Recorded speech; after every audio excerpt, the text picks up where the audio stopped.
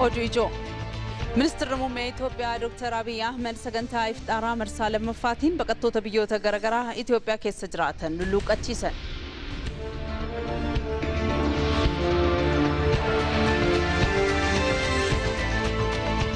Gaaffii hawaasarraa dhiyaataniif deebii hooggantoonni hojii kennan torbee kana kan ifoomsu ta'uu waajjirri Ministeera Muummee beeksise.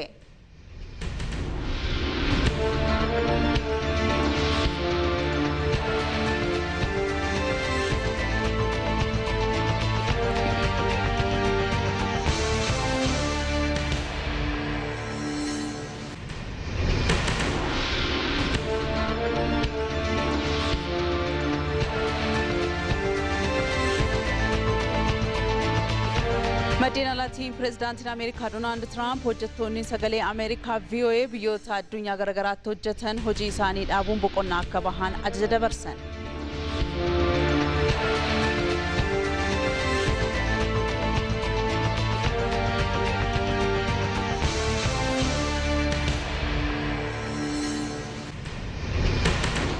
Akka mul'atan daawwattoota keenya TV Afaan Oromoo irraa oduu sa'aatii kanaaf qabannee ijoo isaanii dursuun eegallee jirra. Jamila Jamal Oluchaan isinitti himaa nu waliin tura. Ministeerri Muummee Itoophiyaa Dr. Abiy Ahmed sagantaa iftaara marsaa lammaffaatiin baqattoota biyyoota garaagaraa Itoophiyaa keessa jiraatan lulluuqachiisan. Sagantaa iftaaraa Ministeerri Muummee Itoophiyaa Dr. Abiy Ahmed kaleessa galgala masaraa biyyaalessaatti qopheessan kanarratti koolugaltoonni 200 ol keessummeeffamuun himame. Hirmaattonni sagantichaas masaraa biyyaalessaa haaromfamee daawwachuu isaanii waajjirri Ministeera Muummee beeksiseera.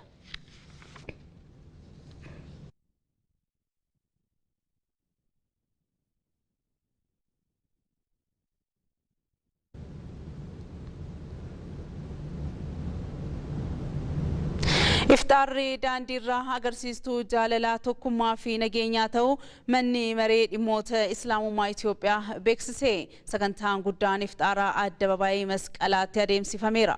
Saxoota Shumaa Balnasaa qindeesseera.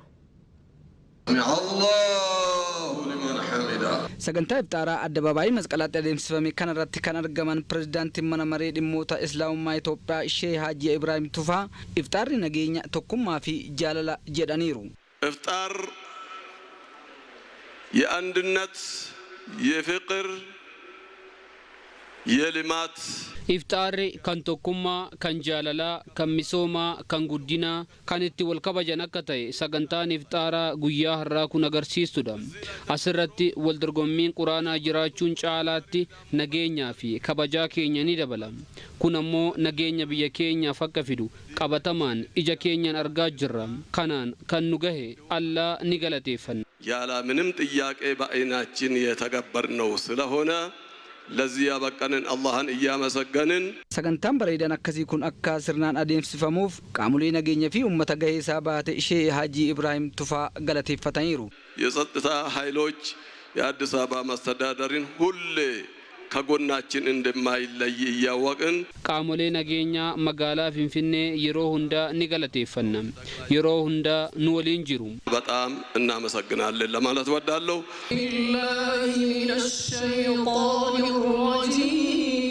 sagantaa iftaaraa kanarratti dorgommiin quraanaa kan adeemsifame yoo ta'u hirmaattonni sagantichaas qaamni kamiyyuu nageenyaaf dursa kennuu akka qabu himaniiru. በሀገር አቀፍ ደረጃ የተካሄደ የቁርአን ውድድር ነው። ወልዶርጎሚን ቁርአና ሰደርካ ብያለሳት ያደምሲፈሜ ቁርአኒ መደ ነገኛ ፊ ቤኩምሳቲ ነገኝ ብየ ኬኛፍ ባዬ በርባቺሳ ነገኛ ዱኛፍ ኒ በርባቺሳ ነገኝ ቡራዋን እንዳቲ ቁርአኒ ነገኛን ዋማማ ኩናሞ ሐለ ቀበተማ ብየ ኬኛን ይይላሉ ማሉማ ነገኛ ሐለን በቺሱፍ ገሄውላና ቀባ ከናፉ ነምኒ ከሚዩ ነገኛፍ ዳበቹ ቀባ አሁን ያለው እንደገና ደግሞ ሙስሊም ብሎ ማለት ሰላም ሰላም ለመሆናችን ደግሞ ማረጋገጫ ከዚህ እስላሙማን ለፌ ዱግዳ ነገኛ ፊ ሚሶመ ብየቲቲ አምባሳደር ነገኛ ኢትዮጵያ ተው ጉያ እቲ ምርከኔስኔዳ በርሲሳ አላን ኑ በርሲሰ ቀበኔ ዴምና ሆጂትስ ጅጅራ ኢፍጣር ኩን አከሲት ገገፈሙዳፍ ገመቹ ጉዳቱ ነቲ ደጋማ ይሄን ኢፍጣር ፕሮግራም በመደረጉ እጥፍ ደስ ብሎኛል ቃላቶች ያጥረኛል።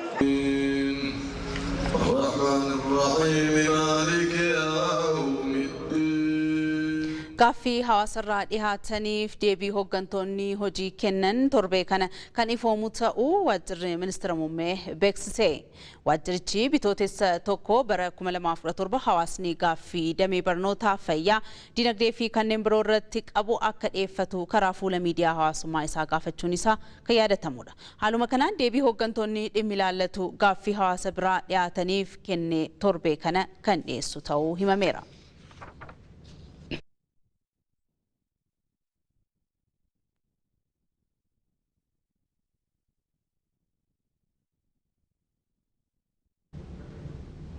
Naannoo Affaaritti kaleessa galgala kirkirri lafaa safartuu kirkira lafaatiin reektar iskeelii 5.1 ta'e uumamuun isaa himameera. Dhaabbanni Ameerikaan Jiyooloojikaal Sarvee jedhamu kirkirri lafaa kun naannoo magaalaa Awaash irraa kiiloomeetirii 45 fagaatutti mudatuus beeksiseera. Kirkirri duraa halkan sa'aatii 3:53 irratti mudachuu fi kan lammataa immoo sa'aatii 6:21 irratti dhagahamuu dhaabbatichi ibseera. Hollannaan kirkira lafaa kunis Finfinnee dabalatee magaalota biyyattii garagaraatti dhagahamuun himameera. Kirkirri lafaa naannoo Sulula Qinxaamaatti irra deddeebiin mudatu kun torbanoota muraasaa fi erga dhaabbatee booda halkan edaa deebi'ee mul'achuun isaa gabaafameera.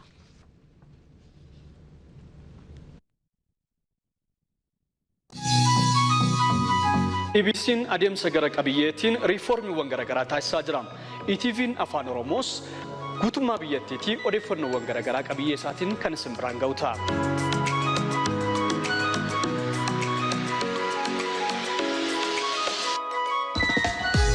Kuusawwan duudhaa beekumsa ganamaa fi muuxannoo waliin jireenya hawaasa gidduu jiru hunda isin biraan geenya.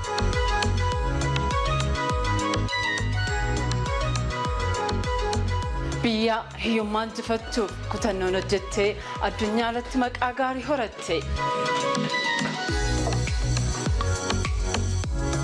Itoophiyaan biyya sablammootaa fi uummattoota hedduu of keessatti qabattedha. Marree qabiyyeen chaanaalii keenyaas haala tokkummaa sabdaneessummaa uummattoota biyyattii kana xiyyeeffannoo keessa galcheenidha.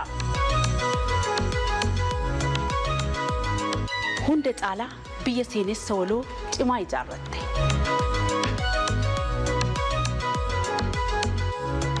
Odeeffannoo bifa hunda kan of keessatti hammate. Dhimma koo, dhimma keessan, akkasumas dhimma keenya hundaati. Eeyyeen bifa biyyaa keessatti dhimma hunda keenyaatu keessummeeffama.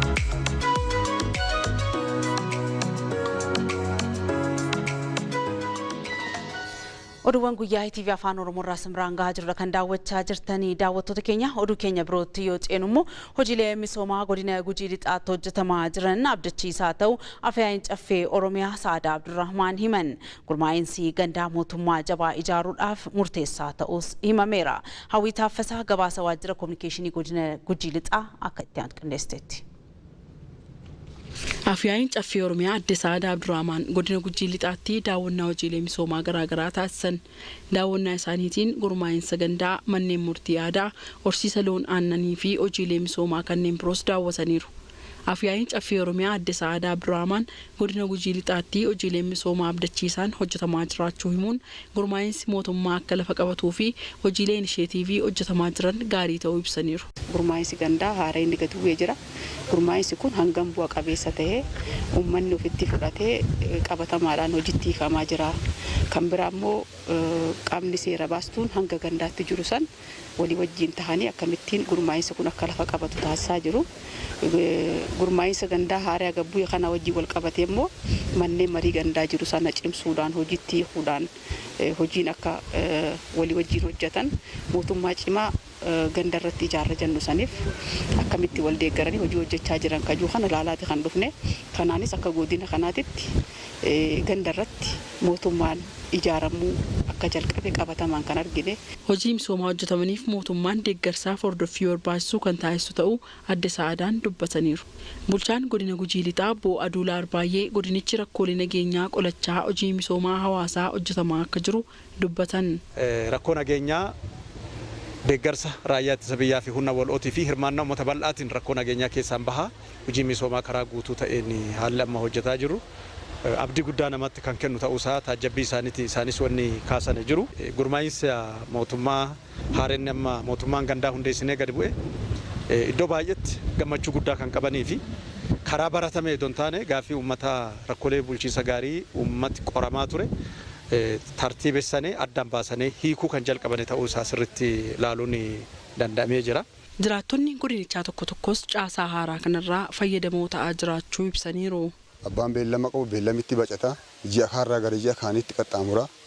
Amma caasaa haareffama kanaan caasaan barate dhufe torbaan hin ga'u yeroo gabaabaatti mana murtii aadaallee mootummaa haga nu ijaaree gandan nu dhiyeesse dhimmooti bacaan hin deddeebi'u baasiin bacaan gara aanaarraa gara godinaatti qara ergan kun hin jiru asuma wani duuchaan dhumatti qaamni sektarri sila aanaa dhandhee godina dhandhee barbaannu waan nu bira jiruu fi amma milkoonnerraa mootummaan kennaa ilaalcha gaarii nu ilaaluu jira jechuu barbaade. Beennaa nuti dhunnee himannu dhimma kennaa hatatamaan nuuf furuu jiran. Warri qaraa sun yennaa nuti dhunnu beellama nu dheeressanii ji'a 2-3 deemaa turre.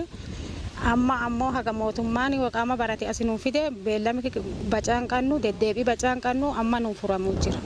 Afyaayin caffee Oromiyaa Adde Saadaa Abdurrahmaan aanaalee dugdaa dawaa bulee horaa fi hambaallaa waammannaatti guyyoota 2 hojiiwwan misoomaa garaagaraa daawwataniiru. Qonnaan bultoonni godina Jimmaa aanaa Omoo Beeyyam oomisha aappilii irraa fayyadamaa jiraachuu himan.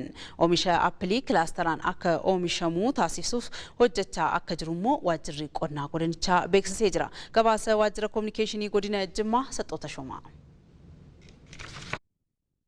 Godini Jimmaa haala qilleensaa oomisha garaagaraatiif mijataa ta'e kan qabdu yommuu ta'u inisheetivoota qonnaa mootummaan baasee hojiirra oolchuun qonnaan bultoota godinichaa fayyadamaa taasisaa jira. Qonnaan bultoonni godina Jimmaa aanaa Omoo Beeyyam kanaan dura oomishaan qofaa oomishaa kan turanii fi yeroo ammaa sanyii aappilii haala qilleensa naannoo isaanii waliin walsimu mootummaan isaaniif dhiyeesse oomishaa akka jiran ibsanii erga aappilii oomishuu jalqabanii galiin isaanii guddachaa jiraachuu himaniiru. Waggaatti hanga kuntaala 7 hanga 8 irraa argadhaan qarshii 35 hanga 40tti gurguradheen jira jechuudha. Galii koo baay'ee naaf fooyyessee jira. Hawwii guddaa qabna kilaasteraan mataan solii galee jira gara bal'inaan oomishuudhaaf jecha jechuudha. Amma kanaan dura caalaayyuu amma yeroo ammaa nutti dhiyeenyaan nu gargaaraa jiran wanti itti biifamus jira.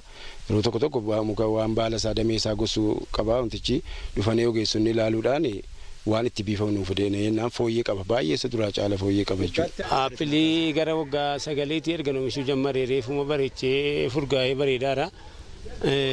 Alhamdulillah amma ergan oomishuu jalqabee jijjiirama guddaa nuu fideera amma sabultiitti oomishuudhaaf tasfaa guddaa nutti uumee jira. Bulchaan aanaa Omoo Beeyyam obbo Riidaa Abbaa Olii akka jedhanitti aanichatti hojiin oomisha aappilii bara dhiyoo akka jalqabee fi bara baraan dabalaa dhufuu isaa fi gandoota aanichaa 12 keessatti qonnaan bultoonni 300 ol aappilii akka oomishaa jiran ibsanii qonnaan bultoonni aappilii oomishaa jiranis fayyadamaa ta'aa jiraachuu fi gara fuulduraattis aappilii kana kallattii kilaasteraan kan oomishan ta'uu himaniiru. Akka waliigalaatti gandoota 17 qabna.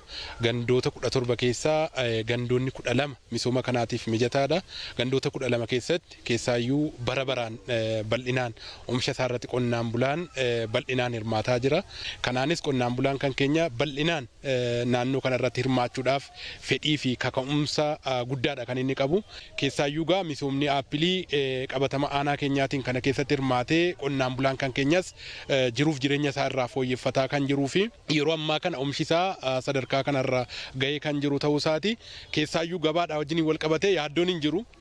Innis walitti hidhamiinsa gabaa kallattii adda addaatiin ituu dhamaatii tokko tun naqiniin gabaan asuma manatti dhufee keessaayyuu oomisha kanarraa akka inni galii isaa guddifatuu fi oomisha kanarraa akka inni fayyadamu taasifamaati kan jiru. Itti gaafatamaan waajjira qonnaa godina Jimmaa obbo Tijjaanii Tamaam aanaalee godina Jimmaa 12 keessatti lafa hektaara 250 ol aappiliin oomishamaa jiraachuu ibsanii hojii misooma aappilii kanas ammayyeessuun kilaasteraan akka oomishamuuf hojiin gurguddaan hojjetamaa jiraachuu dubbataniiru. Misooma aappiliitiin godinni keenya keessatti aanaa 12 haala mijataa misooma aappilii kanaaf baay'ee mijaadha waan ta'eef yoo muraasas ta'e bal'inaan haala agiroo ikolojii godinni keenya qabdu keessaa aanolee baay'ee hojii misooma kanaaf mijataa ta'an kana keessatti kan oomishamaa jirudha. Kanaaf wal qabatu hanga wanaatti akka godina keenyatti keessattiyyuu hojii inisheetivii eega bocamanii gadi bu'anii lafa hektaara 256 irratti kan oomishaa jirrudha. Baay'ina biqilaatiin biqilaa 288 ol kan oomishaa jirrudha.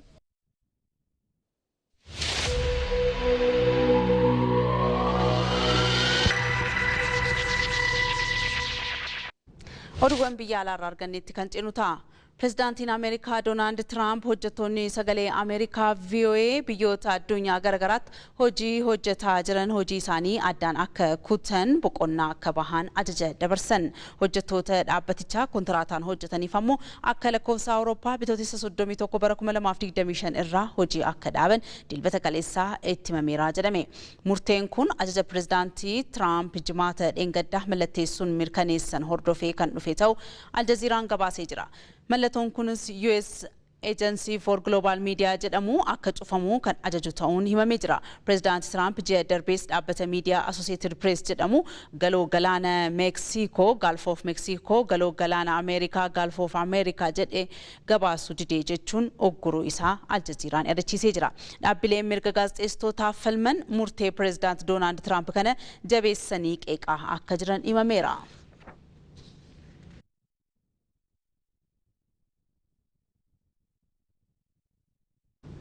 Balaa bubbee Ameerikaatti mudateen yoo xiqqaate haga oduun kun qindaa'etti namoonni 34 du'uun himame. Balaan akkanaa irra deddeebiidhaan Ameerikaatti kan mudatu yoo ta'u bulchiinsonni kutaalee biyyattii deeggarsa lammiileef xiyyeeffannaan hojjechaa jira jedhameera. Tafarii Gammee bal'inasaa qindeesseera.